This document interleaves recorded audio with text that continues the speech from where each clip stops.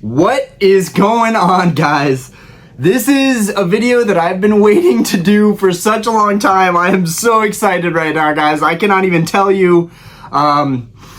Today is a very important day for me in this hobby, and to look back on everything and really everything that's led up to this point. Today I am going to show you guys the most expensive Pokemon card, probably the card that I've wanted more than anything since coming back into the hobby. I just never thought it was going to be possible. And after months, because you know, I was searching. There's a lot of backstory to this search, but for years I'd wanted one. I'd finally gotten it in a lower grade and since sold it off. And I'll go into all of that in a bit. But I know you guys have been waiting. But gonna go ahead and unveil it. Okay? So right here we have the most expensive Pokemon card I've ever picked up. I've wanted this card for such a long time, and it's finally found its permanent home with me. And I am just extremely blessed, grateful, and excited to show you guys this card and to share with you guys. But here we go. I can't even believe it. 3, 2, 1, BAM! A first edition Charizard, and it is stunning. It is absolutely stunning. It is the thick stamp variant, and in a PSA 9. I am absolutely over the moon with this card, guys. And we're gonna talk about, you know, the design of Charizard, how that came to be, and just my relationship with this Pokemon and everything that's led up to this point. Shout out to the homie for hooking this deal up, making it happen. It was not an easy thing for him or me, you know, forking up this kind of money, $19,000. And for him to let go of one of his prized possessions, I really appreciate that, and I know it was difficult, and I hope you do something amazing with that money and with your family. And I appreciate you sending it in this protective case. Also, it's just a cool little case, just a cool little thing to have for carrying cards like that in the future. Now let's go ahead and get into it, guys. I want to talk about this card, why it means so much to me. And also, finally, I have the big three completed in first edition. We finally have these three cards together, and it's an amazing feeling. Now, the Blastoise and the Venusaur are thin stamps. You can see that variation. If we look closely at that first edition stamp, we see here it is thin, and we see here it is much thicker. The thicker variant is what you want. I didn't think I was going to get a Charizard with a thick stamp. Honestly, I had given up hope on that. I just knew I wanted one, or you know, and I was looking for one around 18,000. There was a point where I had a deal for 18.5, and I got super depressed and devastated basically when I knew that deal was not going to happen. I lost contact with that seller and was able to somehow fall into this deal, which this card is absolutely exceptional. I am absolutely thrilled with it. I had already opened up the card yesterday and took a look at it. I was way stressed out ordering this card. It was overnight shipped. It was a $400 card to have overnight shipped with the insurance. And they were nice enough to take that hit on that cost for me, which was great because I was very stressed about the card and I wanted it ASAP. So yeah, I'm over the moon right now. I can't believe that we had this card, and this is my most valuable Pokemon card now, and will probably remain my most valuable Pokemon card for a very long time. I don't intend to do anything with this card, and its counterparts, the Venusaur and the Blastoise. These cards will be staying in my collection for a very long time. And now this card kind of fits in with my Grail checklist. We've got the first edition Zard, we've got the Skyridge Charizard in a PSA 10, and we've got that Gold Star Rayquaza, which I still want in a PSA slab, but you guys have seen this one so many times on this channel, but it just has a sick hollow orb when it's in the right lighting. I'm not sure if we'll be able to get Rayquaza in the right lighting here, but I love showing this off. Wait, let's see if we can get it. Let's see if we can get it. There it is. Barely, you can just barely see the hollow orb in Rayquaza's mouth right there. And it's just stunning. It is absolutely stunning, especially with his arm coming out at us. Stunning. So that's another reason why I've still hung on to this Beckett slab, because I do like that hollow orb placement, but I would like a PSA copy. But yeah, I'm not done with first edition base set. My plan was to get rid of all of my lower grades, which I have not sold any of my commons or uncommons, and I don't think I'm going to upgrade them to 9s, but we're going to talk about these guys as they are relevant to this topic about design with Charizard. And I was going to talk about then another Charizard that is up there to a lot of people. I just knocked something over down there. Is the Gold Star Charizard, which honestly is not one of my favorite Charizard cards, but I respect it. I'm not a huge fan of the shiny version of Charizard in general, but that's just me. I know a lot of people love the shiny sprite, but that's just me. Anyways, moving forward. So the design of Charizard and its relationship in the anime. So starts out as Charmander, which is based off of the Chinese salamander, or at least a lot of people think it's based off of the Chinese salamander, and I love this card despite not really being a dragon yet, because I love lizards in general. I think that's probably one of the reasons why I love Charizard so much. This one is a thick stamp as well. Most of my commons and uncommons, even if they're not 9s, I tried to get them all in a thick stamp, because that's what I wanted. I wanted all the cards to have that thick stamp, which I've found now is much harder than I'd expected. And I would not recommend anybody try to complete the master set in first edition. It was something that I did early on, and I completed most of the cards. All the hollows were in grades 5 to 7. Nothing too crazy, but that's just what I could afford at the time. And I was honestly happy with those cards. I didn't feel a need to upgrade to higher grades on those cards. But being in this hobby up to this point, up until now, things change. Your wants and needs as a collector change, and so now I'm trying to step it up. Now, the commons and uncommons in my master set are probably going to stay the same grades, 7, 8, 9s, but the hollows I am trying to complete in PSA 9, and so now I have 6 of the hollows in PSA 9, and 4 more of those that I have left are in lower grades. I'm not pressed to sell them, but if they sell, I'll upgrade them, and then I need to replace 6 of them with 9s as well. Anyways, moving forward, Charmander is kind of based on the salamander. His flame has to always be going. In the anime, Charmander gets left by his original trainer. He gets abandoned, and Ash finds him, and it's super sad. And Ash shelters, protects, and loves Charmander, even though he wasn't treated that way by his first trainer. Charmander instantly becomes a favorite in the series and probably the favorite starter of all time. So Charmander originally was a more complicated artwork. Charmander originally apparently had spikes or horns, or a back fin of some kind. The designs changed a lot before these things were mass produced, but originally Charmander was apparently more edgy.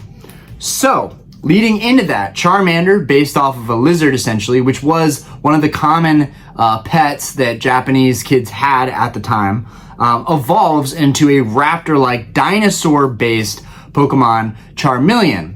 And here we have Charmeleon, and you can see Charmeleon now grows bigger arms, a bigger body, becomes more ferocious, aggressive, and kind of starts to look like a raptor, kind of takes on that dinosaur look. And anybody, please, if you know information about Charizard, any kind of cool facts, throw it in, because this is the ultimate Charizard video on this channel. I really wanted to show a lot of love to the history and inspiration behind Charizard, as well as its pre-evolutions. So Charmeleon has Slash and Flamethrower. So Charmander goes from Scratch and Ember to Slash and Flamethrower. It becomes a much more powerful Pokemon. And this Charmeleon also is a thick stamp as well. But you notice he now has a horn on the back of his head. So funny thing, Charizard apparently was only going to have one horn. I'm sure a lot of people in this hobby for a long time have known that, but these are just fun facts that I found really interesting and make a lot of sense actually. When we look at Charizard, we notice that the horn is implied. One of his other horn is implied. Now, you know, we're just assuming that that second horn is behind there. Now, they've continued that with modern artworks, but this art originally was designed for him to just have that one horn, I believe. So Charizard would not be the Charizard that we know today if that tiny detail remained the same. Now, this print basically makes Charizard look like he still only has one horn. And I always thought that it looked like he had one horn. I always thought that that was kind of weird, that they couldn't show us the other side of Charizard's horn and just show a little something sticking out on the side there, but it's implied. Now, if we look at these other Charizard, now these are two modern Charizards. One is just a Cracked Ice Hollow from Vivid Voltage, and the other is a Lost Origin Trainer Gallery, which these have been moving up a bit lately. You've got my dogs barking in the background, which is very common for these for this channel. But here we can see Charizard over here, only one horn showing, and then of course Charizard over here, only one horn showing. Now, of course, that is the angles that Charizard is being depicted as. But yeah, just crazy fact that Charizard originally only had one horn. And Charizard is, of course, as many would think, based off of a dragon. So it's interesting. Charizard is really a lizard that evolves more into a raptor that basically grows wings and completely changes the whole structure of its body. I mean, it's awesome. I think it's why Charizard is one of the most incredible Pokemon. Now, Venusaur and Blastoise, I talked about both of these on the channel as well, and their origins and their designs. Blastoise, I think, was probably the most complicated. And Venusaur was pretty cool, being based off of a prehistoric toad. It was cool to talk about those. Now, I was surprised that Charizard didn't have some crazy inspiration or something more to it than just being based off of a dragon necessarily. I wanted to know if there was any more story to it. And as much as I looked on Reddit and browsed and looked at theories and speculations, it all kind of comes back to the same thing, which is that Charizard is based off of a dragon. And it's probably why I love Charizard more than any other Pokemon, is I'm a big fan of dragons in general. Dragons are awesome. Reptiles are awesome. Lizards are awesome. You guys might not know this, but I own a bearded dragon. His name is Zard. And I love it. I just think he's awesome. It's just incredible. And I love any animal creature that looks like a dragon. And few do other than reptiles. But yeah, guys, I cannot believe I own this card. This card is absolutely phenomenal. And okay, enough is enough. I'm gonna give you guys the breakdown. I had this card in a PSA 5 originally. It was much cheaper. And I bought another because I wanted to have a thin stamp and a thick stamp. It was really not my best work. You okay, Aspen? It was really not, I just heard my daughter fall in the hallway. It was really not my best work. Honestly, with that money, I could have just bought in a PSA 8 or something, and that would have probably risen in value and been easier to liquidate, but it all worked out the way it worked out. One Charizard, I ended up trading at Collecticon to help me acquire this BGS 9 Rayquaza Gold Star. The other Charizard, I ended up selling not too long ago for a market high in a PSA 5 for $5,250. Now, I sold that through the vault the buyer was nice enough to give me time to send it to the vault so that I could get full value out of it without dealing with the fees on eBay. So that helped to take a chunk out of this card, but the way I see it, that card went towards getting this 9 in some way or another, and it is impeccable, guys. I have looked at many copies of this card. I have had a couple chances now to get this card for less than what I paid for, but at the end of the day, I knew that I was going to be sitting with this card probably the rest of my life and wanted it to be the right copy. Now, there was an 8.5 that went for $10,000. I felt pretty upset that I didn't grab that one. A friend of mine had talked me almost out of it, saying that I don't think you're going to be happy with an 8.5. I think you're eventually always going to think about the 9, and they were right. And now today, it's surreal that I finally got myself a 9, and it's a thick stamp. It's perfectly centered. I have looked this thing up and down. There are almost no flaws with this card other than whitening on the corners. I am absolutely over the moon with this card, and it was tough haggling for this card. The seller, and this is nothing against the seller. I mean, I'm really, really glad that he was able to hook me up with this card, but there was a lot of back and forth, and the seller did not want to let go of this card, and why would they? It's a phenomenal card.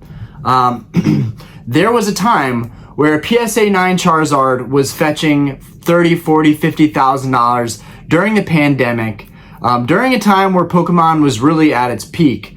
Logan Paul was a big reason for that. I'm sure he had hyped up this card and wore it as a chain, essentially, and that was a PSA 10 version of that card. But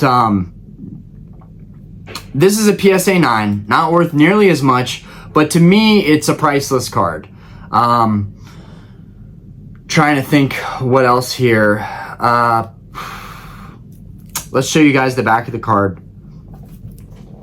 There are only 2 copies of this card currently, or no, 3 copies, I think, on eBay right now.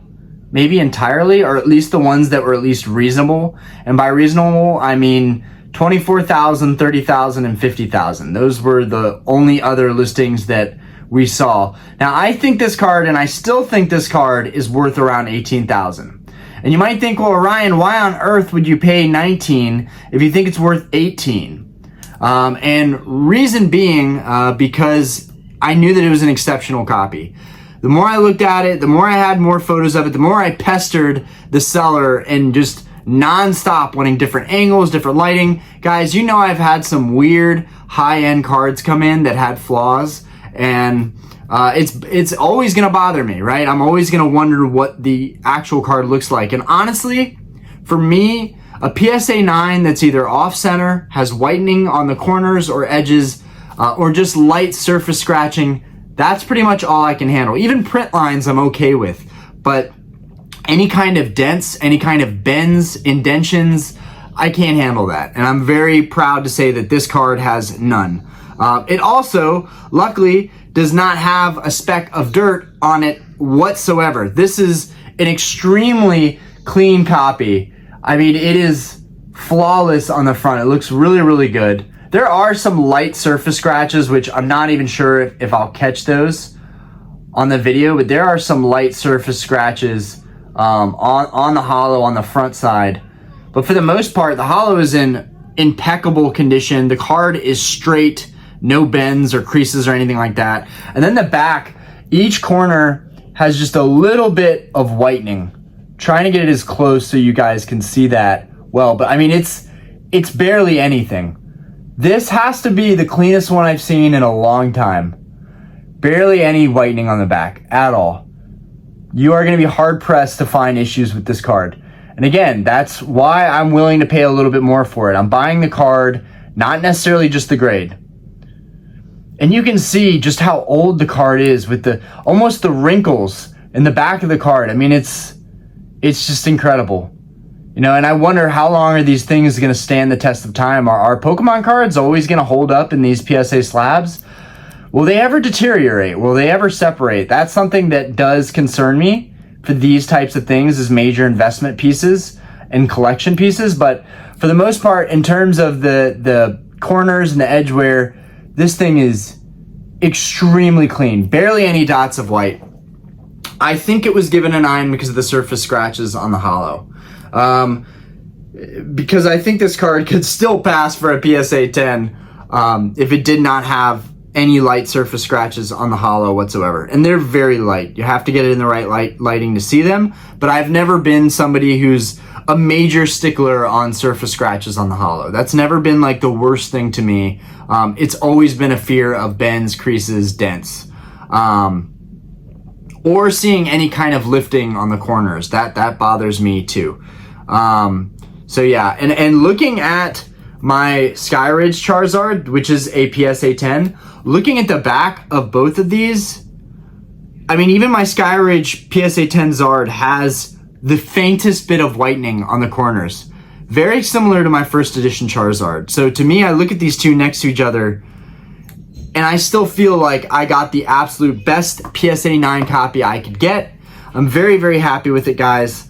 And I'm just super stoked to have this card. I will take it out of the, I'm going to take it out of the sleeve. So I have it in a red graded guard, and then I have a sleeve over the red graded guard just to protect it. Just to be really, really protective of this. But I'm going to go ahead and take this out of its sleeve. Now, here on out, this is going to probably take the place of Gold Star Pikachu up here. And I'm going to rotate the cards that are in the background, but I'm going to have Zard there for a little while. Once we get back to our normal video schedule, we're going to be talking about things that are coming up, upcoming sets, and some products that I think are probably some good plays right now, especially for people that are still looking for Sword and Shield products. Best bang for the buck. But let's go ahead and open this up. Now, this is an old cert. Guys, if you look at Blastoise right here, you can see even this cert was slightly newer and 2.4 and has that little silver emblem right there. Whereas this is the oldest, one of the oldest certs that I have. I think my Mewtwo is, yes. No, so my Mewtwo is also the same style of cert, and that's what I compared with because they're around the same time, even though Charizard is a good bit later than the Mewtwo. But, and even Mewtwo, I got a Mewtwo that had a line, or at least from what I could tell, a line going through the card, and I've since replaced it with another one, but I've been really, really picky, but I've seen a lot of kind of quality control issues from 1999 on these first edition base set cards, and it's made it harder for me to knock them out. But yeah, this is a 2-1 cert, and honestly, I think old certs get a really bad rep, but you really have to look through them. Occasionally, you'll find an absolute beautiful copy of an older cert card. And for any of you asking, Orion, it's an old cert, you should get rid of the old cert. Some may disagree with me on this, but I like the simplicity of the cert like this. It just looks clean the way it is, and I have no reason really to want to update the certification or get the case get the card recased. To me, the card is fine as it is, and honestly, I would be so stressed sending this card out to be recased, and I would expect PSA. I would 100% expect PSA to somehow damage this card. So it will not be getting recased. I will not be sending it out. It will be staying in its permanent home with me here till the end of time. Okay, let's get this guy out so we can take a slightly closer look at it.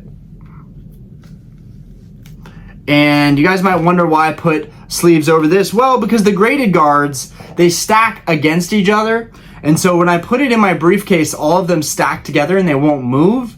So I put the sleeves over them, one, to protect them, but also so that the cards could slide against each other and I could fold them down so I could close the briefcase. That's really the only reason that I have a sleeve on there, because the graded guard pretty much protects the card anyways. Man, and it's really not even like a red. Like the graded guard red guards are like really like an infrared red, but I just wanted to get you guys closer to the actual card itself so that we could all enjoy this piece of history. I just can't believe I have this card finally. I cannot believe I have this card. Absolutely epic card to have in my collection. Thick stamp, hollows in great shape, no dings or dents. The corners look really, really good. Yeah, and I have looked this thing over all night. I've been looking at this card all night. My mom got me one of those, when you go to the dentist and they bring that thing, a magnifying glass, on some kind of arm. They swivel it, to look at your teeth. My mom uses one of those because she's a painter and she looks at like very intricate details of her artwork, and she was using that for many years, and she knew that I wanted a way to look at my cards in more higher detail, and so she ended up gifting me her magnifying arm that kind of clamps onto the table, and so I pretty much use that to look this card over all night. And you could probably do it in just daylight or with a magnifying glass, but now I have kind of a tool that I will be using from here on out to really look good at the cards and really look at them close with the right lighting. But yeah, this card is perfectly centered, very little wear on the corners, thick stamp. Guys, I'm just absolutely over the moon right now. This is amazing. And you know what? I don't think I would have done this if I didn't start this YouTube channel. I don't think I would have pushed my collection this far. This is insane, guys. And I know it's insane. I know half of you are going to be really happy for me, and the other half of you are probably going to be judgmental or even wondering how on earth could you spend that kind of money on a Pokemon card. But this is the type of thing that is the once-in-a-lifetime chance. And we're only getting older. I'm going to die someday. And I wanted to know that I would have that first edition Charizard at some point in my life. Even if it does leave my possession at some point down the line, it becomes so valuable that it forces me to make a decision of letting it go. We'll come to that point when we come to it. But for now, we are celebrating owning this absolute grail in my collection and finally crossing this Charizard off of the list of grails. I don't even know what else to say here. So from here, some of you might wonder, okay, well, Ryan, you've accomplished the big three. You'll go after the last of the first edition cards, the holos that I don't have in a PSA 9, which are way more affordable than this card. And then what's next? I'm very close to finishing the crystals. I thought that I was honestly going to finish the crystals before really getting a card like this or going after any other goals. But I don't know why the camera sometimes has issues focusing in. But I thought that I was going to complete the crystals way sooner than grabbing this card. But we need Crystal Celebi to complete the crystals. My Nidoking is almost in the grading process right now. It's in assembly. So my Nidoking that I cracked because it had a speck of dirt on it, that is going to be graded and coming back soon. I'm praying to God we get a 9 again. Otherwise, if I get an 8, not only did I screw myself, but I'm going to have to look for that card again. And then Gold Stars. We need Gold Star Umbreon. I need Gold Star Mew, Gold Star Celebi, and then potentially, even though I love this card, I really want a PSA copy of this card. So that's pretty much, and then the first editions, which I don't talk about very much. I do have a couple. I have the first edition Shinings. I want to go after all of those. I have in Unlimited the Shining Raichu, the Shining Mewtwo, the Shining Celebi, and the Shining Noctowl. But I want to go after those cards again in first edition, and I'm not sure when that's going to happen, but yeah, those are the goals that I have left. I am coming to a close with my collection goals vintage wise. I've almost completed all of the theme decks, and then from there I'm going to be pretty much focusing on modern. From there I may buy some vintage cards down the road, some other holos that I really want. Like there are some gym challenge cards, the Blaine's Charizard in a first edition PSA 9 or 10. I would love that card. But there's some gym challenge cards, Sabrina's Gengar. But other than that, there's not a whole lot of cards that I really want to go after at this point. base unlimited Charizard. If I could, we still have our base unlimited packs that are heavies. If I can hit 7,500 subscribers soon, we are going to do another epic live stream opening a heavy base set pack, and I'm hoping I can get the unlimited base set Charizard from a pack opening, grade it, get a 10, and grade it myself, and have a PSA 10 Charizard in my collection that looks like the original print artwork, but without the sticker price, because obviously a first edition PSA 10 Charizard would end up costing me roughly 180,000. I think is like on the low end, maybe 150 to 180. Way more expensive than 19,000. So yeah, but yeah, guys, I've done it. This is one of my ultimate collection goals, and I'm not even sure really where to go from here, other than just working on my other collection goals. I'm trying to think if I have anything else to say about this absolute beauty. So I guess from here, I'm just going to show off the card one more time so we can all enjoy it a little bit longer, and then it will go in its rightful place on the shelf behind me, where it will stay for a very, very long time. Well, it'll be rotated, but you guys know what I mean. Beautiful. Absolutely beautiful. This fire-breathing orange dragon Pokemon card costed me a fortune, but I have zero regrets about it. Absolutely zero regrets. And honestly, I could do without a lot of my collection and just have this card, and I would be so stoked. There was a long time, I feel like a lot of people will just judge just because it's like, oh, it's like we're hyping up Charizard again, but this is the Charizard. This isn't just Charizard. And it's even more fitting because a couple weeks back, we were able to pull one of my favorite modern artworks of Charizard, the Brilliant Stars Charizard. We pulled this during our stream, and so it's pretty cool to have these cards so close to each other, and to have pulled this one myself and to have sourced this one for a reasonable price. I am so happy the hunt is over, and yeah, I hope you guys enjoyed the video. This was a crazy pickup, guys. Absolutely crazy pickup, and I'll catch you guys on the next video. Peace.